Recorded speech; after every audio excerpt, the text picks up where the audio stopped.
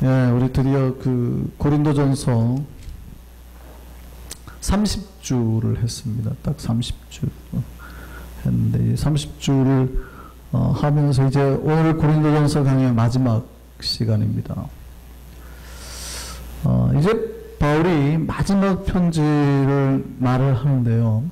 마지막이라는 얘기는 그 앞에서 쭉 했던 말들에 대해서 이제 중요한 부분을 몇 가지를 요약을 하고 마무리를 한다는 얘기겠죠.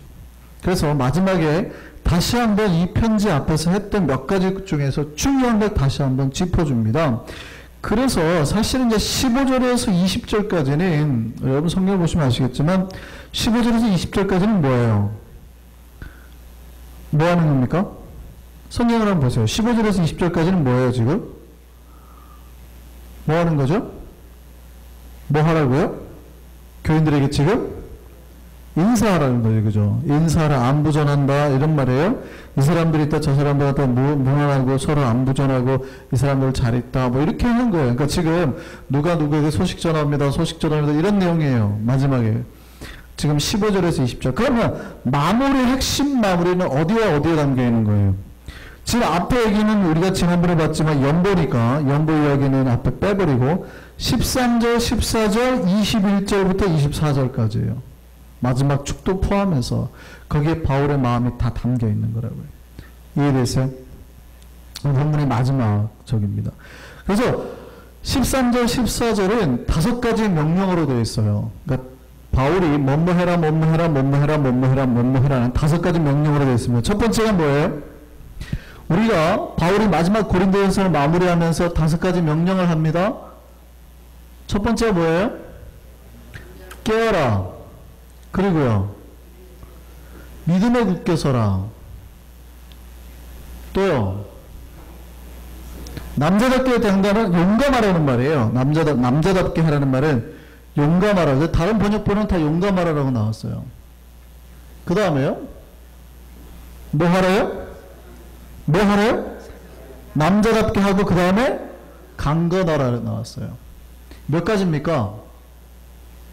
지금 1가지, 2가지, 3가지, 4가지예요. 그 5가지 명령 중에서 사실은 앞의 내용이 이 4가지가 비슷하고 그 다음 1가지고 달라요. 그래서 13절에 같은 비슷한 메시지로 강조하는 거예요. 그리고 14절에 어떻게 해요? 다른 메시지. 그러니까 비록 5개의 명령어지만 앞에 4 명령은 강조했다고 보시면 돼요. 강조. 왜냐하면 종말의 때를 살아가는 우리에게는 이런 것들이 필요하다는 거예요. 그래서 이 종말의 마지막에 깨어서 뭐 해라는 거예요? 종말의 마지막에 깨어라. 절대 믿음 흔들리지 말고 굳게 서고, 그 다음에 그들과 싸우려면 용감해야 되고, 그 다음에 우리의 신앙을 지켜라. 왜냐하면 그들이 우리의 약한 틈을 비집고 들어오니까. 이 종말에 살아가는데 우리의 신앙은 시험하는 일들이 많다는 거예요. 그래서 강조하는 거예요. 깨어라, 믿음에 굳게 서라, 용감하게 싸우고 신앙을 지켜라. 바울이 마지막 고린도 교인들에게 하는 말이 뭐냐면 종말이 가까웠다. 위기의 때가 가까웠다라고 말을 하는 겁니다. 물론 종말이라고 말하는 것이 오늘 종말론자들이 말하는 그 종말과는 좀 다른 겁니다. 제가 지난번에 말씀을 드렸죠. 우리 개신교가 바라보는 종말은 소망의 때예요. 그러니까 우리 모든 고통에서부터 해방되는 때요, 예수님을 참으로 진짜로 마주보게 되는 때고 소망의 때입니다. 그러니까 심판의 때라기보다는 회복의 때예요. 우리가 진짜로 구원받는 때잖아요. 어쨌든요. 근데 이 종말을 사는 우리에게 시험하는 일이 많은 거예요. 고린도 교회는 뭐가 있었어요? 거짓된 구원론, 잘못된 구원론. 그래서 현혹되어요. 자기가 이미 구원받았다고 생각해요. 그리고 자기의 삶을 돌아보지도 않고 은혜주의에 빠져서 이미 구원받았으니까 내가 그러면 좀 흥청망청 살아도 나의 구원하고는 상관없겠네? 이렇게 생각하는 사람들이 많아졌단 말이에요. 종말의 때는 미혹하는 영들이 막 판을 치니까. 그러니까 괜찮아. 좀 이렇게 해도 괜찮아. 이렇게 자꾸 미혹하는 영들이 워낙 많아요. 그러면 잘못된 거짓론에 현혹되어 있는 신자들에게 바울이 경고하는 거예요. 아니다라는 거죠. 정신 차리라는 거예요. 깨어있으라는 거예요. 주님 다시 오실 날을 반드시 기다리며 살아야 되는 거예요. 오늘날에도 이 종말의 징조들이 참 많이 있습니다. 이거는 뭐 이 시대뿐만 아니라 우리 뉴욕에도 마찬가지죠. 종말의 때는 접근성에 나타난 징조 중에 하나가 뭐냐면 신자들을 미혹하는 일이 많다고 그랬거든요. 말세에는 믿는 자들을 미혹하는 일이 많대요. 누가 믿는 자들을 미혹하겠어요. 근데 못 믿게 하려고 하는 것들이 많다는 얘기예요. 요즘에 그 이단들 중에서도 그 한국에 가장 많은 피해를 주고 있는 이단이 그 신천지입니다. 근데 뉴욕에도 신천지가 있어요. 뉴욕이 지금 신천지 중에서 추수꾼이 100명이 넘어요. 추수꾼이 뭐냐면 신천지 훈련을 받고 교회로 파송된 사람들, 침투해 있는 사람들이 그렇게 활동하는 사람이 100명이 넘는다고요. 교회가 정신을 못 차렸어요. 작년에 맨해튼에 이만희가, 신천지 교주 이만희가 직접 와가지고 더 타임스 센터에서 그 세미나를 했거든요. 근데 세미나를 한 주도 몰랐어요, 교계가. 그렇게 정신을 못 차리는 거죠. 몰랐던 겁니다. 아무도 몰랐어요. 물론 한국인들 대상으로 했는데 여기 1세대 위주의 목회자들 있죠. 그들을 대상으로 이렇게 했는데 몰랐어요. 300명 이상 왔는데도. 그 아멘넷에 나오는 기사들을 이렇게 몇 번 보면은요, 뉴욕에 상당히 많이 들어와 있습니다. 그러니까 신천지는 이렇게 교회에 딱 들어오잖아요. 그러면 저 사람이 신천지인지 아닌지 분명, 왜냐하면 그 사람들은 훈련받고 왔기 때문에 특수부대고 우리는 일반 보병이에요.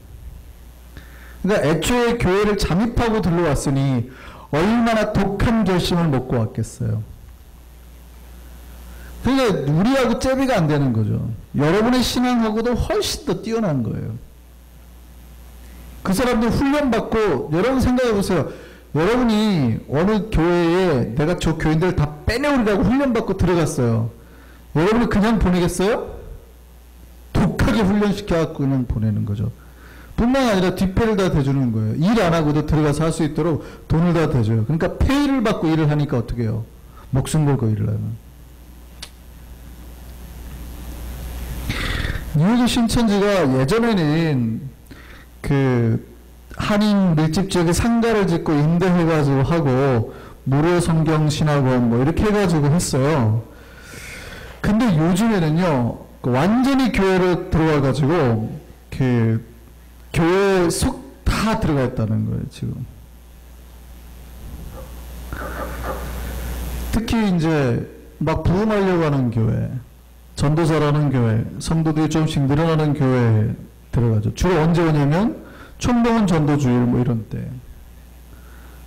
그래서 그 뉴욕에 지금 대형교회 중심으로 많이 들어가 있대요. 근데 신천지 작전 중에 하나가 이제 산업기기 작전이라고 제가 지난번에 말씀드린 적 있죠. 그러니까 한 50에서 60명 출석하는 교회에 들어가서 열심을 내는 거예요. 기도에도 잘 나오고 막 열심을 내서 교회 핵심 멤버가 돼요. 남자 같은 경우는 이제 장로가 되고, 여자 같은 경우는 이제 권사가 되죠. 교회 거의 여전도 회장, 우리 같은 은혜의 집 리더를 다 하는 거죠.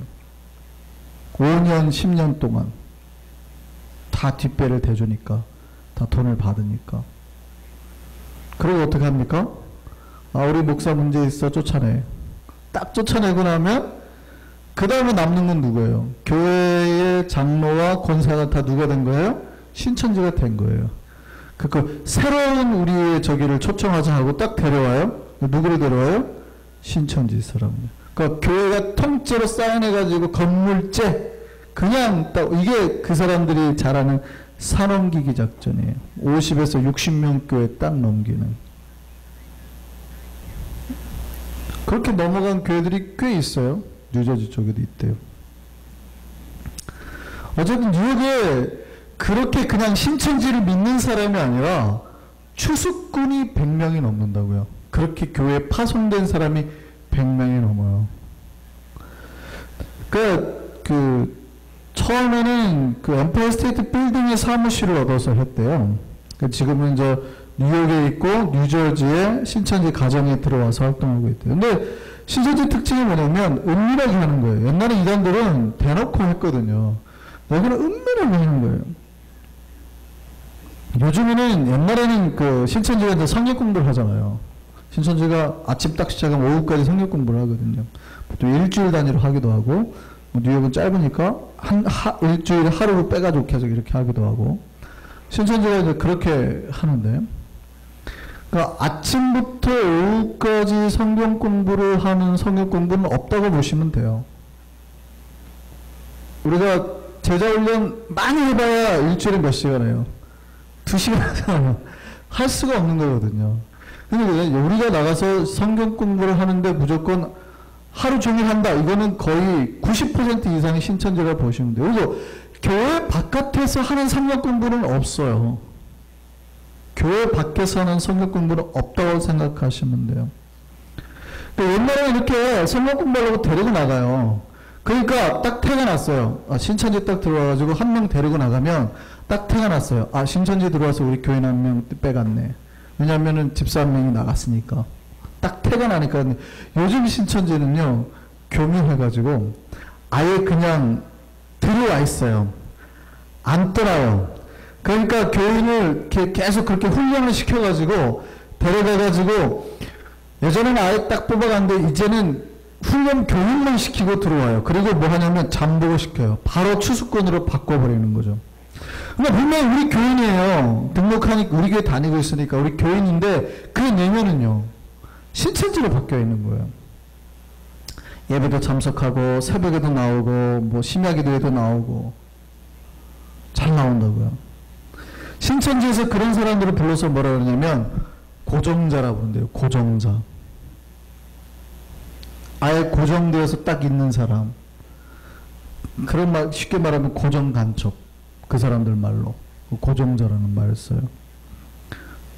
그러니까 좀 규모가 있는 교회, 특별히 좀 젊은 교회, 막 그런 사람들이 있는 데는 다 들어가 있다고 보면 돼요. 다 거의 다 있다고 보면 됩니다.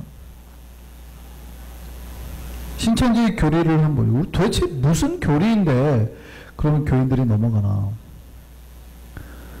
보면 먼저 신천지라는 말이 새로운 하늘과 땅이잖아요. 그러니까 뭐예요? 새 하늘과 새 땅 어디에 나오는 말이죠? 요한계시록 21장에 나오는 말이거든요. 그러니까 새 하늘과 새 땅에 대한 말이니까 종말에 대한 말이에요. 그래서 여러분 어떤 목사가 누가 진짜 계시록 강의를 잘한다. 기가 막히게 잘한다. 거의 99%가 신천지입니다.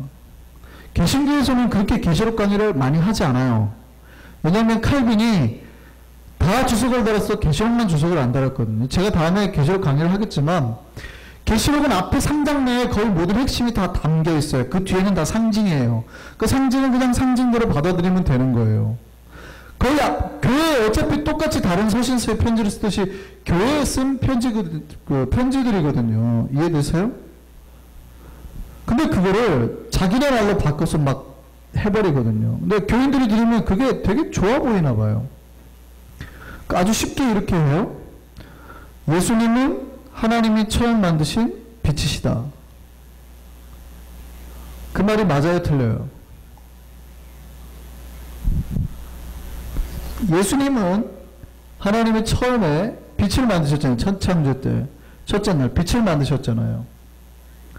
예수님은 하나님 처음 만드신 이 빛이다. 이게 맞아요, 틀려요? 이게 안 맞는 거예요. 전혀 다른 얘기거든요. 물론 예수님은 세상에 참빛으로 오셨다 그래요. 참빛. 그러니까 이 빛이 아니라는 얘기예요. 진짜 빛이라는 얘기거든요. 근데 예수님이 빛이다 그러면 하나님이 천지에 처음날 빛을 만들고 보시기 좋았다 그러더니 예수님이 참 피조물이다 이렇게 봐버리는 거예요. 맞아요, 틀려요? 안 맞거든요. 근데 교인들이 들으면 맞다고 봐요. 우선 예수님 빛이네. 맞네. 그럼 하나님 만든 첫 적이네. 전혀 관계가 없는 얘기인데 교인들은 그냥 맞다고 생각을 해버린다고요. 그 사람들이 맞다고 가르치니까. 이해되세요? 이런 것들. 그 사람들이 가르치는 몇 가지, 이게 비유가, 그러니까 여기 나온 단어, 저기 나온 단어는 다 이 관계가 있다고 막 이렇게 짜맞추거든요. 근데 전혀 관계가 없는 말이에요. 짜맞추면 안 되는 말들인데, 우리는, 구약과 신약이 다 짜맞춰지는구나 하고 막 착각을 해버려요. 그러니까 해석 잘한다고 그러거든요. 우리가 보기에는, 저건 뭐야, 이게. 이게 말도 안 되는 말장난하고 있어. 이렇게 신학자들은 그렇게 보이는데, 성도들은 막 말을 갖다 붙이면 맞는 줄 알아요, 다. 근데 그걸 누가 넘어가는 줄 알아요? 젊은 사람들이. 성경에 관심 있는 사람들이. 신앙이 좋은 사람들이. 신앙 안 좋은 사람들한테 접근 안 합니다, 그 사람들. 그 사람들이 할아버지한테, 할머니한테 별로 접근 안 해요. 거의 한국에서 누가 넘어가냐면, 목사 아들, 딸. 희한하죠? 거의 대학교 가잖아요. 목사 아들, 딸에게 접근해요. 종교란 확인해가지고.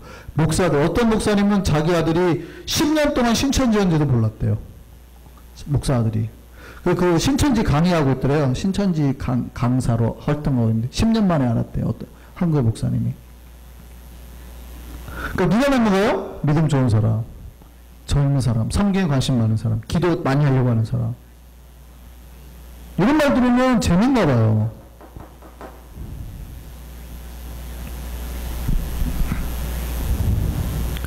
근데 이 사람들이 이 종말이 어디에 이루어졌다고 생각하냐면 대한민국 땅에 이루어졌다고 주장을 하는 거예요. 그러니까 신천지는 우리가 마지막 궁극적으로 가야 될 또 하늘에, 사실은 종말은 제가 누누이 말하죠. 종말은 우리가 가는 게 아닙니다. 종말은 물론 역사적 관점에서는 종말은 우리가 지금 종말을 향해서 나아가고 있는 것 같지만, 제가 종말을 설명할 때는 뭐라고 그랬어요? 거꾸로 종말이 우리에게 다가온다고 그랬죠. 그래서 신학자인 몰트만은 종말이 우리에게 어드밴스드 된다고 그랬어요. 우리를 향해서 종말이 오는 것이지 우리가 종말을 향해서 나가는 게 아니라고요. 왜냐하면 예수님이 우리에게 오는 거 아니에요. 그러니까 주님이 오시면 종말이 되기 때문에 종말은 우리에게 이렇게 다가오는 것이지 우리가 역사적 종국을 향해서 나아가는 게 아니라고요. 이해되세요? 그러니까 새하늘과 새 땅은 임하는 거지 우리가 그 땅으로 이렇게 나아가는 게 아니에요. 잘 기억하셔야 돼요. 이거 굉장히 중요한 거예요. 종말에 대한.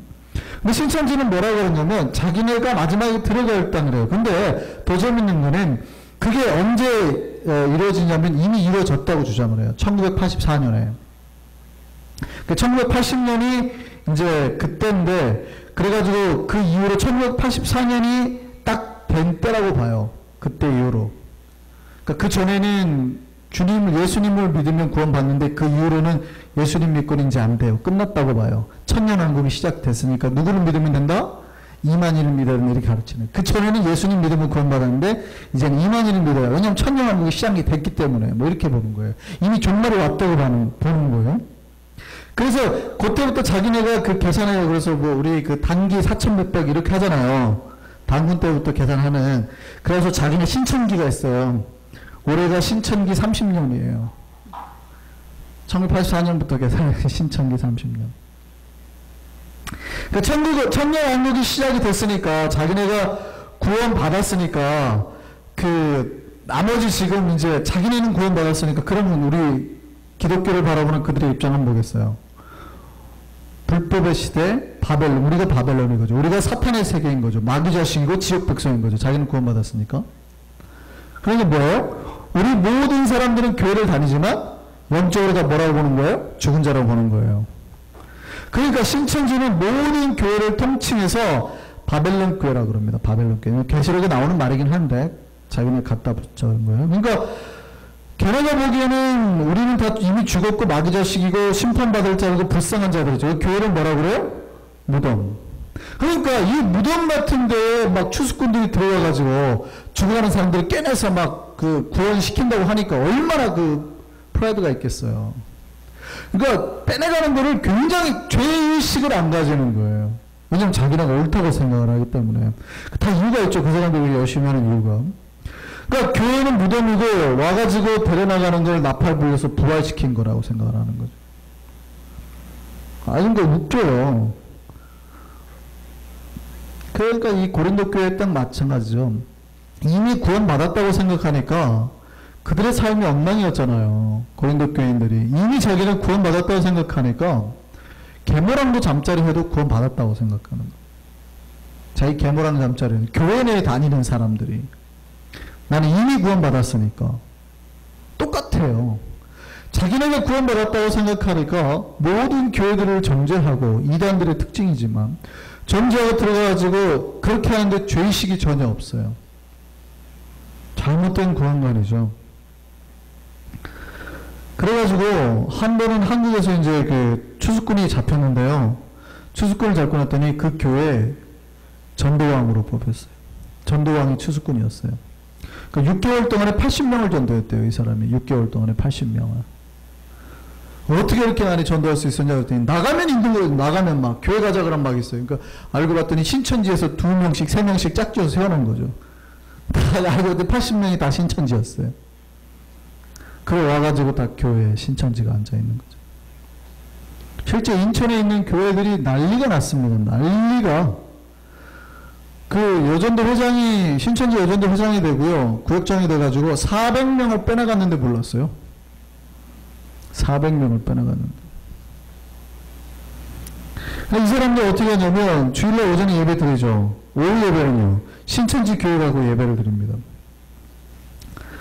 심지어는 그 대방동에 있던 서울의 어떤 교회는요. 7명 장로 중에서 2명이 신천지였어요. 그러니까 장로 중에서 2명이 추수꾼이들. 그러니까 이미 10년 전에 들어가 있었던 얘기예요. 장로 되려면 한국에서는 10년 이상 했어야 되거든요. LA에서는요. 신천지 명단을 바꿔봤더니 이야 교계에서 활동하는 목사 1명이 추수꾼이었어요. 심각하다는 거예요. 교회에 들어오는 추수꾼들은 진짜 철저히 준비하고 들어갑니다. 그러니까 예를 들어서 은사에 관심이 많은 교회면 방언을 외워서 들어가요. 자기네들이 하는 방언이 따로 있대요. 제자훈련한 교회라면 제자훈련을 미리 준비해와서 들어가요. 그러니까 못 잡는 거예요.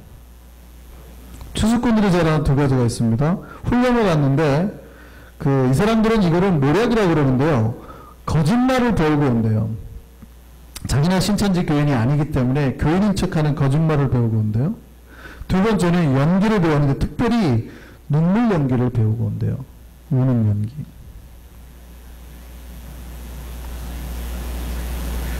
신천지를 막는 가장 좋은 방법은 뭘까요? 조심하셔야 돼요. 뭘 조심하셔야 되냐면 참 이게 안타까워요. 교회에 들어온 사람 중에서 열심히 있는 사람들을 우리가 눈을 이렇게 보면 안 돼요. 절대 그러면 안 돼요. 제가 이제 뒤에 말씀드리겠죠. 이게 이제 계시록에 나오는 에베소 교회 주신 말씀이긴 한데 교회에 이단이 들어오면 교회가 급격히 뭐가 사라지는 줄 아세요? 사랑이 사라져요. 교회가 급격히. 교회가 다 눈을 뒤집고 보는 거예요. 제가 신천질 거야. 제가 신천질 거야. 이렇게 돼버리는 거예요. 제가 고린도전서 13장 강의하면서 이번 주에 말씀드렸죠. 사랑은 모든 것을 믿어줘야 되는데 모든 것을 믿어주는 믿음을 깨게 되는 거거든요. 이게. 그래서 에베소 교회 예수님께서 하신 말씀이 뭐예요? 너희가 이단과 참 잘 싸웠다. 이단과 이세벨의 이단과 굉장히 잘 싸운 거예요. 이단 사주와 굉장히 잘 싸웠다. 근데 내가 너에게 한 가지 책망할 것이 있으니 너희가 뭘 버렸어요? 처음 사랑을 버렸노라. 이 처음 사랑은 하나님을 사랑한 처음 사랑이 아니에요. 교인들이 처음에 서로 사랑했던 그 처음 사랑을 버려버렸다고요. 이단의 교회 들어와가지고 교회가 싸우고 나니까 다 눈이 이제 세 가정만 오면 다 눈이 뒤집어지는 거예요. 막 이렇게 열심히만 하면 막 누가 기도만 하려고 그러면 제 신천지인가 봐. 그냥 뭐가 없어져요? 사랑이 없어져요. 경계가 생기고 벽이 생기고. 여러분 조심하셔야 돼요. 여러분 우리가 분명히 이 시대는 종말의 때입니다. 그래서 신천지나 다른 이단으로부터 우리 영을 지켜야 되지만 그럼에도 불구하고 교회가 생존할 수 있고 하나님 앞에 칭찬받을 수 있는 길은 사랑이에요. 그들을 알고 신천지인지를 알고 그들을 깨달았다 하더라도 그들을 대우하는 방법이 뭐여야 되는 줄 아세요? 사랑해야 돼요. 이게 우리에게 가장 큰 딜레마입니다. 그들을 사랑으로 그래도 안고 쫓아내든지 설득하든지 우리에게 취할 수 있는 방법은 사랑밖에 없다라는 거예요. 이게 교회가 가지는 취약점이자 사실은 능력입니다. 저는 문제는 신천지를 우리가 밝혀내야죠. 신천지의 특징은요, 처음에 접근합니다. 여러분이 좀 믿음이 좋다 하시면 긴장하셔야 돼요. 항상 믿음 좋은 사람한테 접근하니까. 딱 가면 포섭자가 정해지면 개인적으로 자꾸 연락해요. 만나고 방문하고 자꾸 그래요. 그러면 뭐 하자 그런지 아세요? 뭐 하자 그럴까요? 100이면 100% 성경 공부하자 그래요. 특별히 목사님 말씀이 안 좋다. 자꾸 그렇게 목사님 말씀이 안 좋다. 우리 교회 신천지가 와가지고도 그렇게 말할 수 있지만 예를 들어서 어느 교회 특별하게 어느 목사님 말씀이 안 좋다. 그러면 이제 그걸 갖고 물어뜯는 거죠. 자꾸 목사님 말씀이 안 좋다. 그리고 자꾸 뭐 하자 그래요?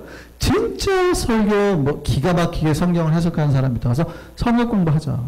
이 교회가 말씀이 죽었다. 이 교회가 영이 다 흐려졌다. 이렇게 가는 거예요. 그래서 성경 공부를 하자 그래요. 자꾸 성경 공부를 하자 그래요.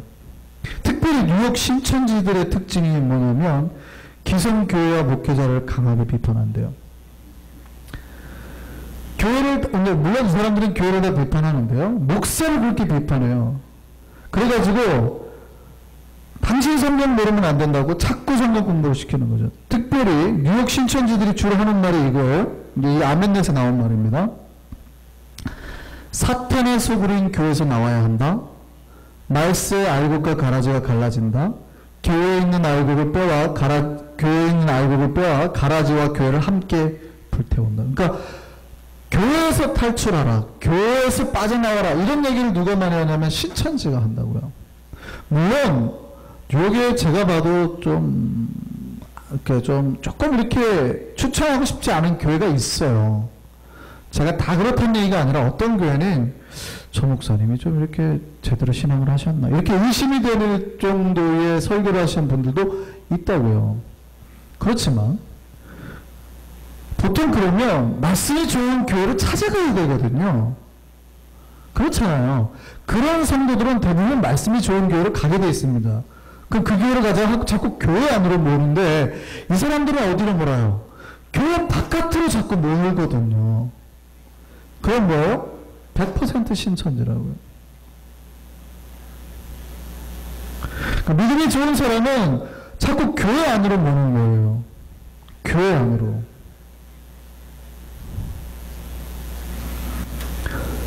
지금 말세는 깨어서 믿음에 굳게 서서 용감하게 그들과 싸우고 우리의 경건을 지킬 때라고요. 이해되세요? 그렇지 않으면 싸워서 이길 수 없는 때예요. 조심하셔야 돼요. 기도하셔야 돼요. 깨어있어야 돼요. 우리 교회도 정신을 차려야 돼요. 그럼에도 불구하고 그 다음에 이제 바울이 말하는 게 아까 이 두 가지, 이 첫 번째 권면 그 다음에 하는 말이 뭐예요? 14절. 자, 같이 읽습니다. 너희 모든 일을 뭘로 하라? 이게 참 우리에게 이제 힘듭니다. 우리에게는 대적도 있고 우리를 미혹하는 사람들도 있어요. 우리 주변에는. 그래서 우리를 사자처럼, 우는 사자처럼 우리를 삼키려는 사람들이 참 많다고요. 그럼에도 불구하고 우리가 그들과 깨어서 싸워야 되는데도 불구하고 그들을 싸울 때 교회 안에 뭐가 사라지지 않도록 조심하셔야 돼요? 사랑이. 이게 굉장히 큰 숙제입니다. 바울이 고린도 교회가 믿음이 약하고 신학이 잘못되고 막 교회가 분열되고 싸울 때 그들과 굳세어서 싸우라고 말하면서도 결단코 놓치지 않은 단 한 가지는 뭐냐면 사랑이에요. 그래서 고린도전서 13장이 사랑으로 가득 차 있는 겁니다. 너희가 은사를 그렇게 추구하고 뭐하고 다 좋다. 그런데도 너희가 절대 놓치지 말아야 될 거는 사랑이라는 얘기예요. 그래서 고린도 13장에 사랑장 쫙 천사의 말을 할지라도 뭘 할지라도 쫙 하더라도 사랑이 없으면 이렇게 나오는 거예요. 우리가 이왕과의 싸움에서 승리하고 이 종말을 살아갈 때 정말 우리가 긴장하며 살아야 됩니다. 우리 영이 미혹되지 않도록. 우리 영을 미혹하는 세력이 참 많아요. 괜찮대요. 죄 지어도 괜찮대요. 교회 안 나가도 괜찮대요. 기도 안 해도 괜찮대요. 주일 빠져도 괜찮대요. 그러니까 우리를 미혹하는 영들이 정말 많아요. 우리가 그것과 싸워서 이겨야 되는데도 불구하고 그럼에도 불구하고 교회 안에 뭐가 사라지지 않도록? 사랑이 사라지지 않도록 정말 각별히 조심하셔야 됩니다. 고린도 교회 가장 중요했던 게 뭐예요? 사랑이에요. 바울은 고린도 교회에 여러 가지 메시지를 던졌습니다. 우리가 살펴봤던 구원론에 대한, 부활론에 대한, 경건에 대한 다 중요한 메시지죠. 근데 고린도 교회에 가장 필요했던 건 뭘까요? 사랑이에요. 사랑. 고린도 교회는 4개 당파를 나눠 싸웠어요. 아볼로파, 게바파, 바울파, 그 다음에 그리스도파. 교회가 분열돼서 싸우니 우리가 16장의 지난주에 살펴봤지만 구제운동 하자고 하니까 해요 안 해요? 교회가 싸우느라고 헌금을 하자 그래도 뭐 선교를 하자 그래도 돕자고 해도 안 해요. 그걸 여력이 없는 거예요. 서로 싸우느라고. 고린도 교회가 봉사하는 거 봤어요?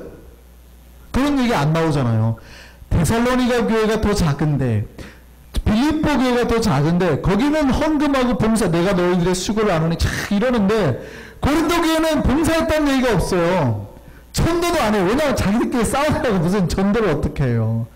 선교를 어떻게 해요. 구제도 못한 말이에요. 구제하자 그러니까 바울 보고 네 거짓 사도지. 돈 달라고 하는 거니까 저 거짓 사도야. 뭐 이렇게 나오는 거예요. 예루살렘 교회 가난한 백성들 돕자니까. 교회가 싸우니까 사역을 하나도 못하는 거예요. 교회가 분열되고. 그런데 우리가 그런 것 분열 지키지 않고 신학을 바로 세우고 하나님 말씀을 우리 경건을 지켜나가는 것 중요한데, 그래서 이 대표되는 게 경건인데요. 경건과 가장 우리를 부딪히게 만드는 게 뭐냐면 사랑이에요. 우리가 경건하려고 애쓰잖아요. 그럴 때 우리에게 가장 없어지기 쉬운 게 사랑이에요. 반대로 우리가 사랑하려고 할 때 깨지기 쉬운 게 경건과 하나님에 대한 말씀 질서예요. 이 두 가지를 같이 가는 게 정말 어렵습니다. 우리가 2단이 왔든 3단이 왔든 절대 여러분 안에서 포기하지 말아야 될 거는 사랑이에요. 사랑하지 않으면 nothing이 돼버리거든요. 너희가 아무것도 아니게 되는 거예요. 그래서 바울이 오늘 마지막 이 끝 핵심적인 거를 말하면서 이 짧은 이제 15절에서 20절 빼버리고요. 이 짧은 구절 안에 사랑을 몇 번 말하는지 아세요? 우리 14절 보시죠. 다시 한번 읽습니다. 시작. 너희 모든 일을 뭐로 행하라? 자, 너희 모든 일을 사랑으로 행하라는 거예요. 그럼 너희 모든 일이라는 거에는 교회 안에 잘못된 사람들, 심지어 누가 이단이 포함되었다 하더라도 그 해결하는 방법이 뭐여야 된다고요? 사랑. 그러니까 너희가 모든 일을 하더라도 뭘로 행해야 된다고요? 사랑으로. 참 어렵죠. 사랑으로 해야 된다. 너희가 모든 일을 뭘로 해야 돼요? 사랑으로 해야 돼요. 그 다음에 22절 보세요. 22절. 다 같이 읽습니다. 시작. 만일 누구든지 주를 사랑하지 아니하면 저주를 받을지어다. 우리 안에 첫 번째가 사랑으로 서로가 행해야 되는 건데요. 두 번째, 우리가 사랑할 때 그 사랑의 기준이 누구의 사랑이냐는 거예요. 누구의 사랑이에요? 주님의 사랑. 우리가 주님을 사랑하는 그 사랑으로 해야 되는 거예요. 우리가 서로를 사랑할 때 내 사랑이 아니에요. 쉽게 말하면 하나님의 사랑의 기준이 아니고 내가 생각하는 긍휼이나 내가 생각하는 자비여서는 안 되고 하나님의 사랑이어야 되고, 그러니까 더 커야 된다는 뜻이기도 해요. 하나님의 사랑은 아가페 사랑이니까 더 크죠, 우리 거보다. 그럼에도 불구하고 더 깊어요. 그 얘기는 하나님의 정의나 진리에 어긋나고 우리가 죄까지도 사랑하고 이단의 말까지도 사랑해서는 안 되는 거예요. 비록 이단이지만 그래도 내가 그럼 네 말 들어줄게. 이렇게 하면 안 되는 거예요. 그거는 잘못된 거예요. 이해되세요? 우리가 주님을 사랑해, 만약에 주님을 사랑하지 않는 자는 뭐를 받을지어다? 저주를 받을지어다. 그러니까 주를 사랑하지 아니하는 자는 저주를 받을지어다. 굉장히 단호하죠. 이해되세요? 그러니까 우리의 사랑이 아닌 그 사랑이 누구의 사랑이어야 돼요? 주님을 사랑하는 참 사랑이어야 된다는 거예요. 우리 안에. 거짓을 사랑할 수는 없어요. 바울이 아주 무섭게 말하잖아요. 저주받으라고. 세 번째 24절입니다. 같이 읽습니다. 나의 사랑이 그리스도 예수 안에서 너희 무리와 함께 할지어다. 바울은 지금 마지막으로 누구의 사랑을 언급하고 있어요? 자기의 사랑을. 나의 사랑을 말합니다. 무슨 얘기냐면 우리가 교회가 서로 사랑하고 교회 안에 공동체가 막 얘기를 할 때 정말 중요한 사람은 지금 각자인 거거든요. 나거든요. 우리가 사랑의 이야기를 많이 할 때 교회 안에서 어느새 자기의 사랑이 식어버렸는데 누구만 몰라요? 자기만 몰라요. 교회는 항상 사랑을 말하는 거예요. 교회는 언제나 사랑을 말하는 데입니다. 근데 사랑이 식어가고 있거든요. 그건 왜 그럴까요? 교회는 항상 사랑을 말하는데 왜 사랑이 식어갈까요? 사랑이 식어가는 자기만 몰라요. 내 안에 사랑이 식어가고 있는 나만 몰라요. 바울은 뭐라고 그래요? 나의 사랑이 예수 안에서 너희와 함께 있다는 걸 나는 증명한다. 이 표현인 거거든요. 그렇다면 우리가 진짜 오늘날에 내가 정말 사랑하고 있는지 확인하셔야 된다고요. 여러분이 진짜 사랑하고 있는지 스스로 확인을 하셔야 된다는 겁니다. 바울이 마지막을 사랑으로 갑니다. 그러니까 바울이 지금 마지막을 두 가지로 가져가는 게 뭐예요? 이겁니다. 종말과 사랑. 두 가지. 이 두 가지 포커스에서 바울이 지금 그 고린도전서를 마무리하고 있는 거예요. 바울은 종말의 시대를 사는 우리에게 두 가지 단어를 던집니다. 그게 뭐냐면 이 종말을 상징하는 첫 번째 단어인 우리가 잘 아실 텐데 이게 원래는 아람어거든요. 아람어를 헬라어로 음역한 건데 종말을 상징하는 단어 하나로 이거를 사용합니다. 이게 뭘까요? 네, 마라나타. 사실 아람어인데요. 아람어를 이제 헬라어로 음역한 건데, 얘기까지 할 필요는 없지만, 원래는 마란 아타, 이렇게 읽을 수도 있어요. 해석상의 차이인데요. 마란 아타로 읽을 수도 있는데요. 마란 아타로 읽으면은, 주께서 오신다. 주께서 오셨다. 이런 뜻입니다. 그런데 여기에서 끊어서 읽을 수도 있어요. 그러면 마라나타가 되죠. 그러면 좀 다른 얘기 같아요. 명령이 돼가지고 주님 오시옵소서가 되거든요. 그러면 신학자들이 가장 많이 맞다고 생각하는 말은 뭘까요? 이렇게 읽는 거예요. 마라나타. 주여 오시옵소서. 이 얘기는 뭐냐면 종말에 우리가 살아가는 소망에 대한 얘기예요. 우리 종말에 우리에게 가장 힘이 되는 것은 주님께서 오시겠다는 소망이에요. 여기에서 절대 흔들리지 말라는 거예요. 예수 그리스도에서 흔들리지 말라는 거예요. 두 번째, 그럼에도 이 종말을 살아가는 마라나타에게 사는 우리에게 필요한 게 뭐라는 거예요? 사랑이라는 거예요. 우리는 종말을 향해서 나아가고 있습니다. 근데 종말을 향해 나아갈 때 우리가 서로 싸우고 치고받고 그렇게 종말을 맞이하지 말고 종말을 살아갈 때 우리에게는 반드시 뭘로요? 사랑으로 이 종말 때를 살아가고 맞이해야 된다는 거예요. 이 두 가지를 바울이 말하면서 고린도전서를 마무리하고 있는 겁니다. 비록 우리가 종말을 사는 우리지만 이 종말의 어려움을 이겨낼 수 있는 힘은 사랑에서 나오기 때문에 하나님의 사랑만이, 예수 그리스도의 사랑만이 우리를 구원하고 그 사랑만이 이 종말의 때 우리를 살려낼 능력이 되기 때문입니다. 이 마지막을 살아가는 우리 때 이 종말에 대한 신앙과 사랑이 우리 안에 끝까지 남는 우리 교인들 되기를 바랍니다.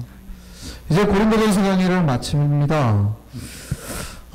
그동안 30주 동안 사실은 고린도서 13장 강의는 아직 주일하루 계속 하고 있는데, 이렇게 마치게 하신 하나님 앞에 감사합니다. 제가 우리 교회 와가지고 벌써 몇 건의 성경의 마무리가 되어 가요. 마태복음 강의도 했고, 데살로니가서 강의도 했고, 고린도전서 강의도 끝났습니다. 이 김세윤 박사의 고린도전서 강의를 중심으로 했는데, 저한테도 다시 한번 신학의 세계를 또 은혜를 경험한 기간이었고요. 우리 고린도전서 말씀을 통해서 특별히 우리 구원에 대해서 흔들리지 아니하시고 또 사랑을 포기하지 않는 우리 한성교회가 됐으면 좋겠습니다. 우리 교회가 마태복음에 예수님이 하신 말씀 있죠? 뱀처럼 지혜롭고 비둘기처럼 순결한 우리 한성교회가 됐으면 좋겠습니다. 이 종말의 때 반드시 두 가지가 다 필요합니다. 이 두 가지를 다 놓치지 않는 우리 교회가 됐으면 좋겠습니다. 같이 기도하시겠습니다.